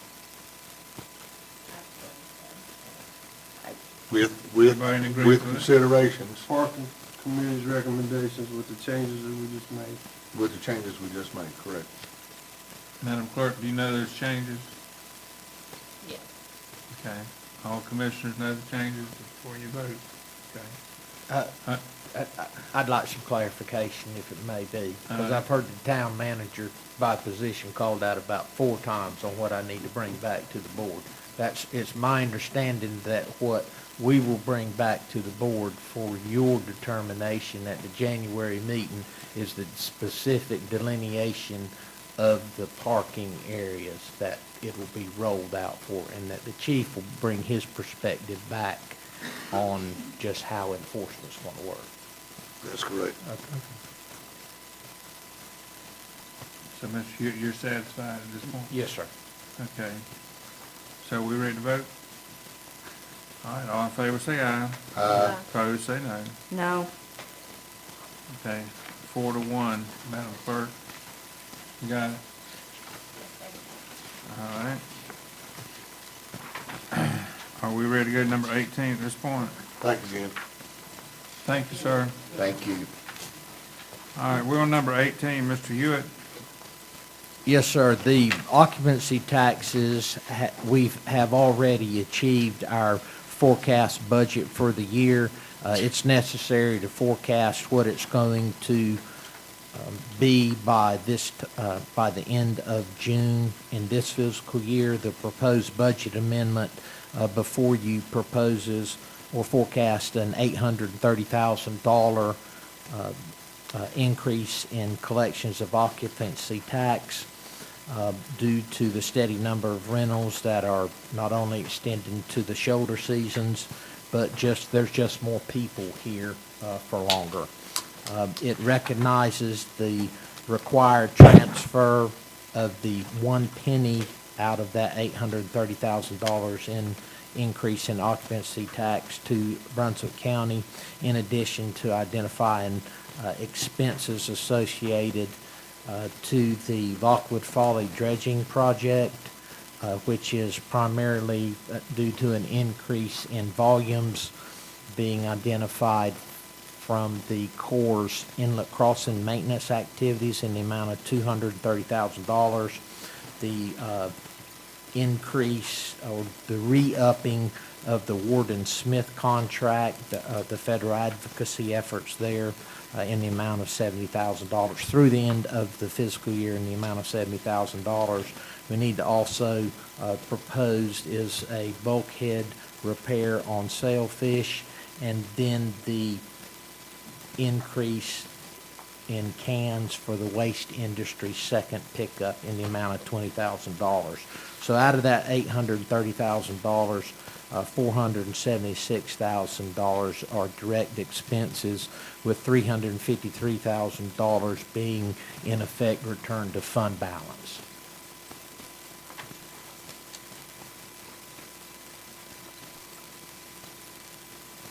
Okay, Put it that dry. all right. Looking for a motion, I guess. I make a motion to approve ordinance 2135, amending ordinance 2113. Second. All right. Motion made by Mr. Rick and Ms. Pat, or Mr. Brown. All right, Mr. Brown seconded. Any discussion?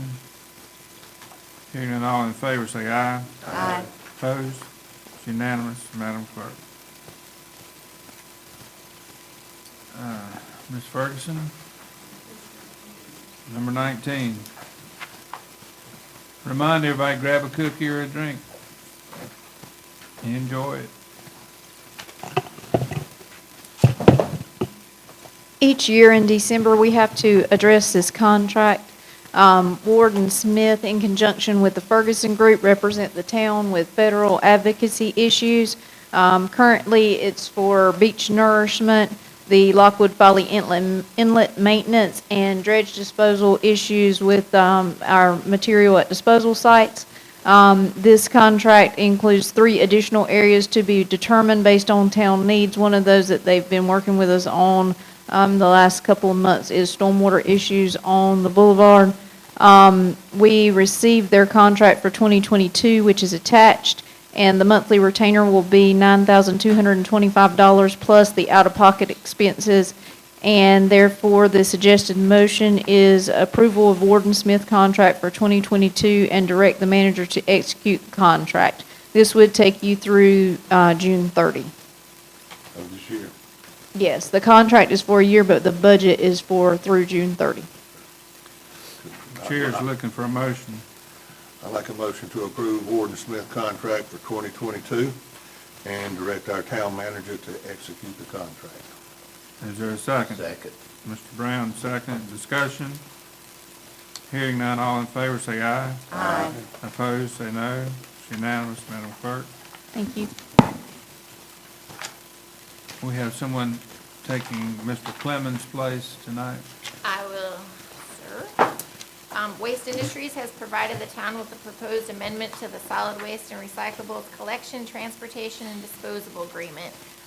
The amendment would extend the initial term by 2 years with the end date being December 31st, 2023. The charge for residential curbside trash, the second pickup, will be $10.50 per month per cart. We're currently being charged $7.78 per cart per month. And the charges for the Saturday pickups that occur June through September and the Saturdays before Memorial Day and after Easter. Waste Industries has explained the charge is due to their increased cost of doing business over the past couple of years. In order to accommodate the increase, the board would need to do the budget amendment, which you guys just passed.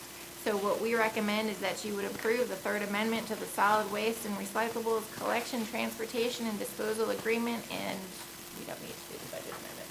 So just the agreement. Is there a motion? Motion to approve Third Amendment to solid waste and recyclables collection, transportation, disposal agreement with the county. Looking for a second. I'll second that. Mr. Smith, second. Ms. Pat made it. Discussion, anyone? I've only got one question now. I guess it's not with, Chris not here, it's not, but there's no negotiation process with this? They just come to us and tell us that's what it is, and that's what it is? Pretty much. Yep. That's pretty much it. And it's not just us, it's all the towns that come through. They do come by and meet with us and tell us what it is, but if you want to continue their Well, service. and again, the bottom line is, we need to keep Holden Beach clean Right. and picking up the trash as part of that. So I was just asking if there was any process for pushback, but if there is none, I'm ready. All in favor, say aye. Aye. Opposed, say no. It's unanimously passed. All right, number 21, Ms. Fennell. Okay, we've also received the updated fees from Waste Industries, Green for Life, they're the same company, for the people who utilize the voluntary curbside recycling program, and that cost has gone down. It's currently $93.29, and it's gonna go to $86.37. So we recommend the board approve Resolution 2119, resolution amending the Holden Beach fee schedule if you wish to continue the curbside recycling. Looking for a motion. Motion to approve. Mr. Brown made the motion. That's a second by Brian. Mr. Murdock seconded. Discussion, anyone? Hearing none, all in favor say aye. Aye. Opposed, say no. It's unanimous, Madam Clerk. Number 22, Ms. Pat. Yes, the audit committee met yesterday. We felt that it was important that we go ahead and make a decision on how to move forward with selecting the audit firm for the external audit for fiscal year ending 30 June 2022, given the extreme pressure on the auditors because of added municipality needs and county needs. So in terms of our external audit, the audit committee recommends retaining the Martin Starnes firm to perform the external audit, including a single audit as required for federal awards in excess of $750,000 for the fiscal year ending 30 June 2022.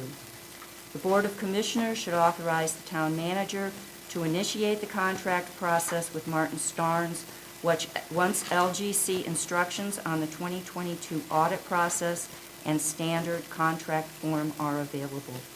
So I would move that the Board of Commissioners authorize the town manager to initiate the contract process with Martin Starnes at the appropriate time. I'll second that, Pat. All right, discussion?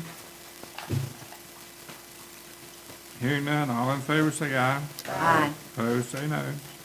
unanimous? Okay, at the same time, I'd like to thank the audit committee members who have served this past year, and to just remind the public that we are going to be selecting audit committee members in January.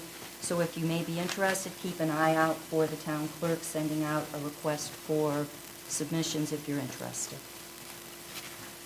All right, number 23, public comments. No one has signed up. Is that correct, Madam Clerk? Oh, this part you don't have to sign up. Don't have anybody, oh, yeah. Who would like to speak about anything that you want to speak about? You don't just have to complain, you can say something nice. We got a nice, is it a nice? Come speak to the microphone, and you have to speak into the microphone.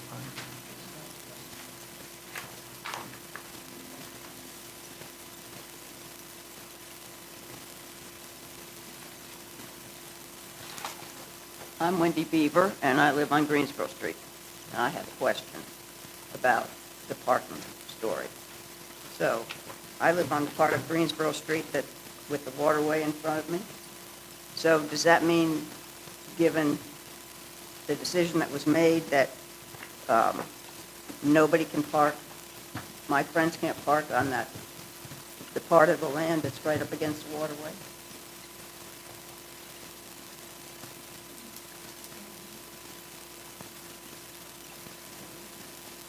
A street right away. So nobody can park there ever? I mean, I own that, that's mine. Well, if you own it, I mean. You can. Yeah. But not the right of way, is that correct? So what's the right-of-way on the other side of the street? Well, the street's 50 feet wide from your north property line of your house. Okay. So they can't park along the street, but they could park on the land? On the property? Okay. Okay, that's what I was confused about. Okay, thank you. Merry Christmas. Merry Christmas to you. Merry Christmas. She owns it.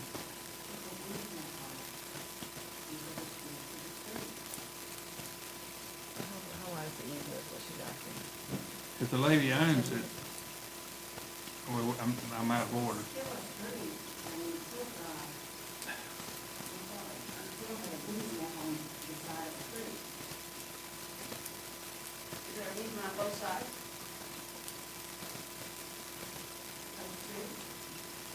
Do you guys want me to continue this, or I am out of order? I'll be glad to talk with you, or town manager, I'll talk to you. Yeah, but you can park on your own property. Okay. We are number 24, Mr. Hewitt. I will be brief. Wanted to inform everyone that the progress with inlet dredging and our beach projects, if you haven't seen the Murden, the Coors dredge, Murden is a hopper dredge. They are working in the inlet and the ocean bar at present. There is a core contract dredger, Southwind Company, that has been awarded the contract to remove 100,000 cubic yards of beach-compatible sand from the inlet crossing. That's the portion of the inlet that's adjacent to Brown's Landing, and there's also an additional contract option that will expand that excavation east into the Ben Widener. That'll bring the total sand harvested from that navigation maintenance project to 165,000 cubic yards. That's close to the largest beach project from that area that we've seen. The production of that dig will begin the 1st of February. The placement of the beach-compatible sand will be on the east end from about Amazing Grace, approximately 2,000 feet west. It just depends on what the harvest yield bears for us. Last time that occurred, it stretched all the way down past where blockade or almost to blockade runner, but that remains to be seen. That's good.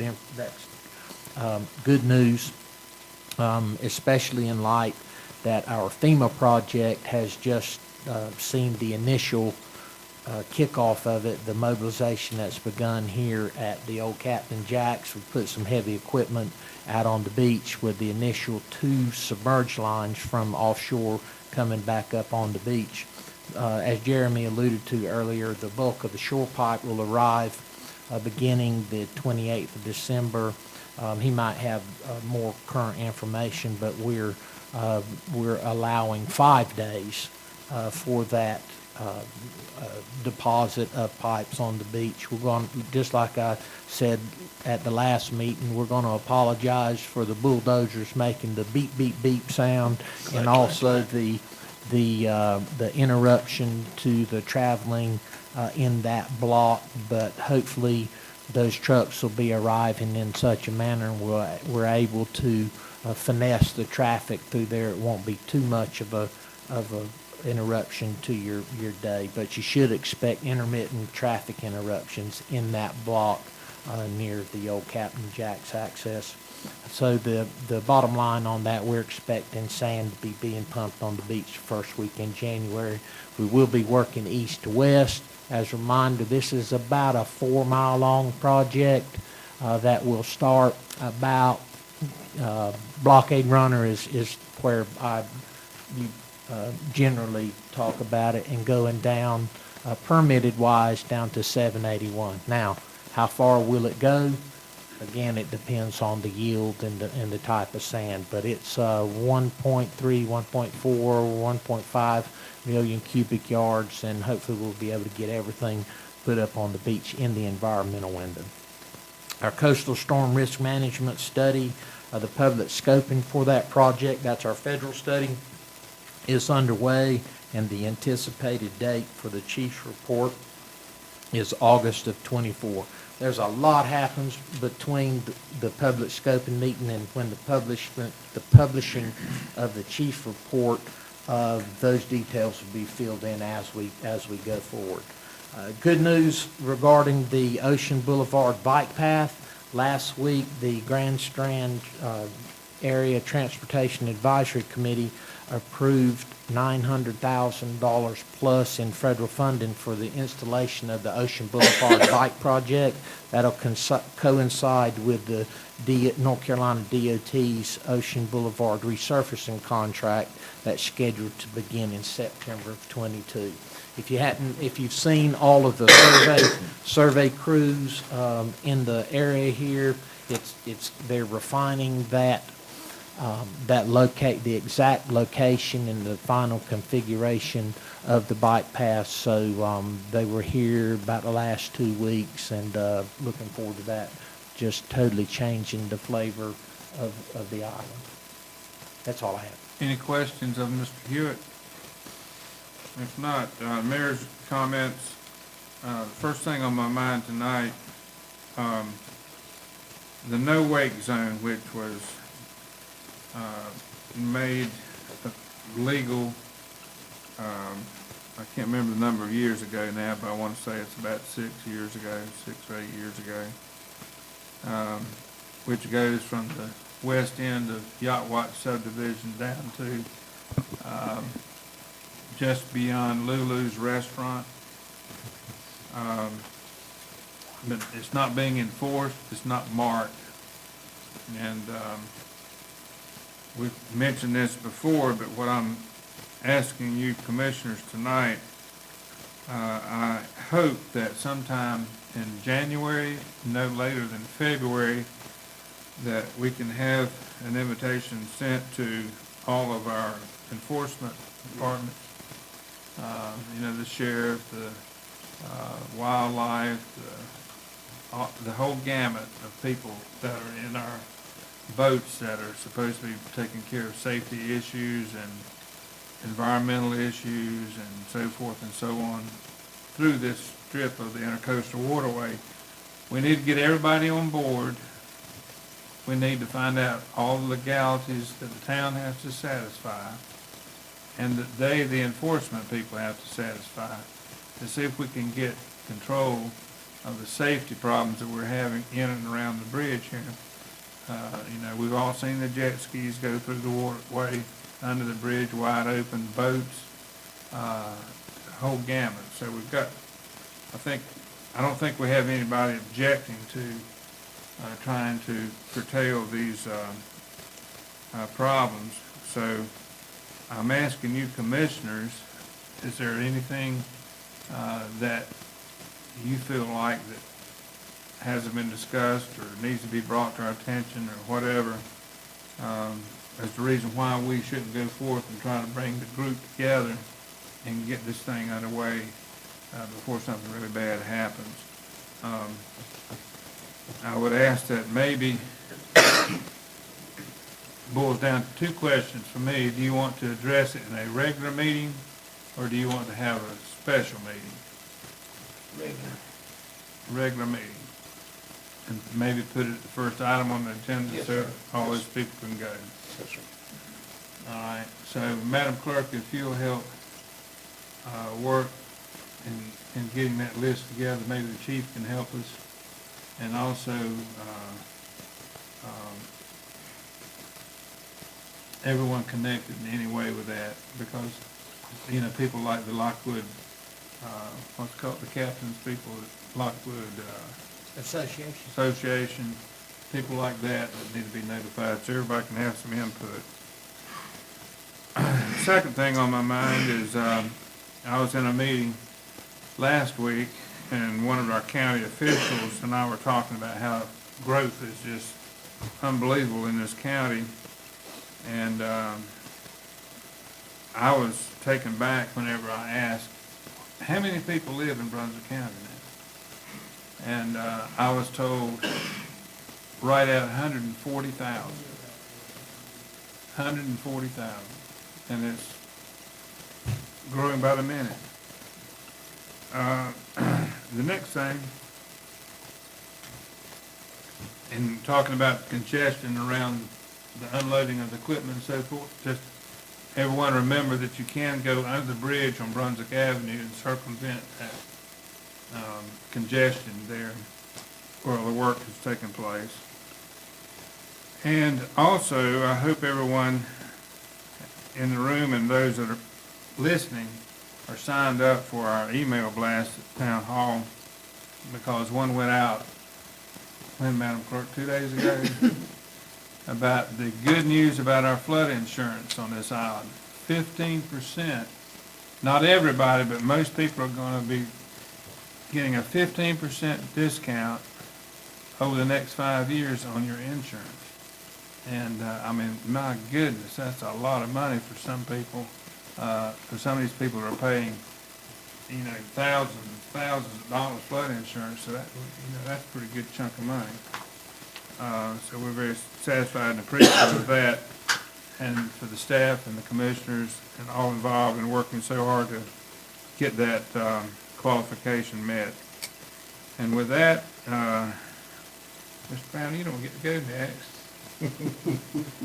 Our Mayor Pro Tem gets to go. There we go. Mr. Smith, Rick Smith, Mayor Pro Tem, you're next. Thank you, Mr. Mayor. Well, again, I want to start off by thanking Mike Sullivan. Again, we can't say enough about the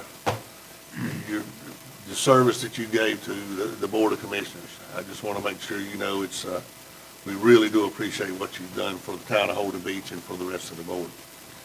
I'd like to thank the Parking Committee, which we finally got an agenda put together, and we spent the better part of a day working on the proposals to get this paid parking done.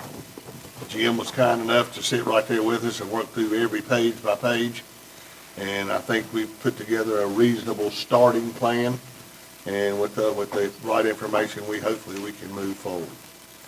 I'd like to thank the citizens that got out and voted and allowed me to remain as a commissioner and be a commissioner for the next 4 years, and especially my board members for allowing me to opt to take the position as Mayor Pro Tem.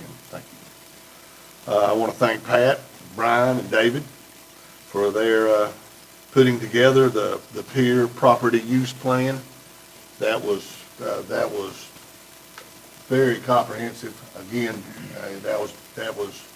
took a lot of effort and a lot of time, and I want to thank them as well as our audit committee for doing the work that they need to do. The last two things involve the holidays, and that's for the big turnout we had at Christmas tree lighting. That was, number one, was a lot of fun, and there were a lot of people there, and I really enjoyed that, and it just shows how this community all kind of seems to hang together. And the last thing is, everybody have a safe, very Merry Christmas, and we're looking forward to a happy and prosperous New Year. Thank you. Mr. Brown? I don't know how many of y'all may have known Alton Milliken. He passed away a few days ago. I think his son told me 94 years old. A lot of these homes over here on this island got his tubs, his showers, his plumbing pipes, and all that.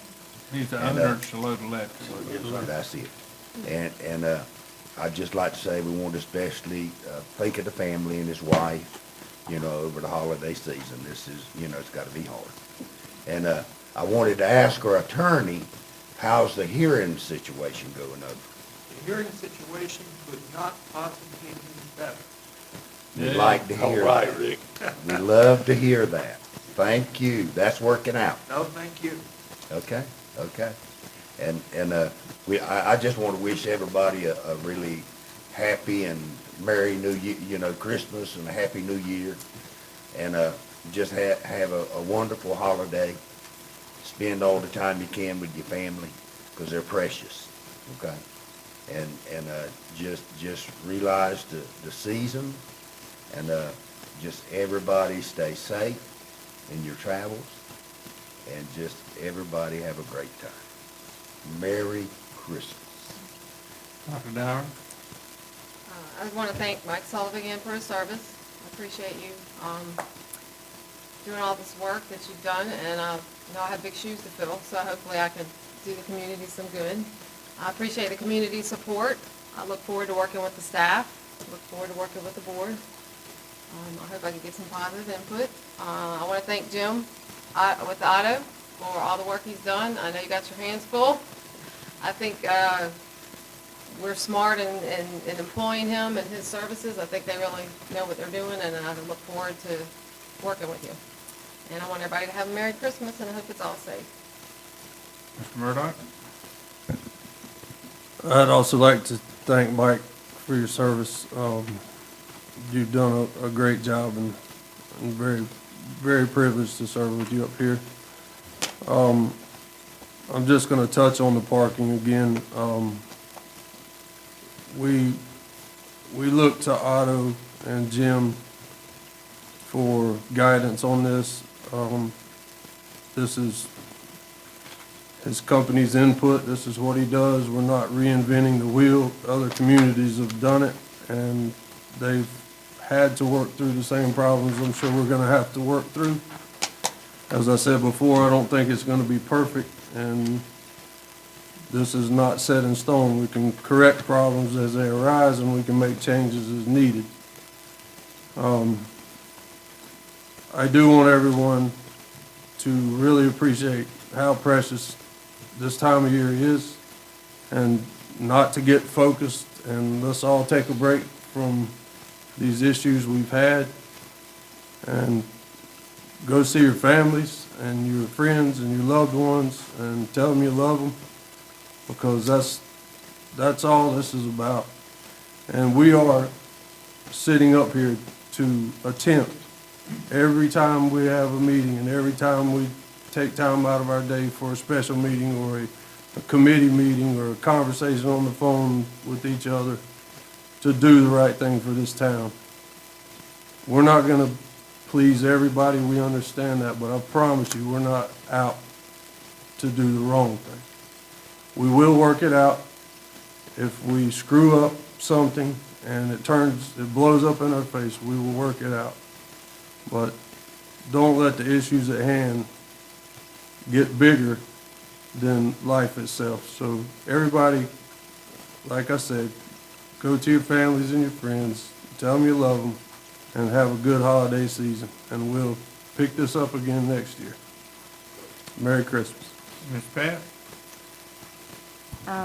Yeah, I want to just give a call out on something that one of our citizens did. You will have noticed, some of the commissioners, that Warden Smith was in communication with the town on an advocacy issue that had to do with the sudden possible opportunity linked to the Infrastructure Investment and Jobs Act on stormwater.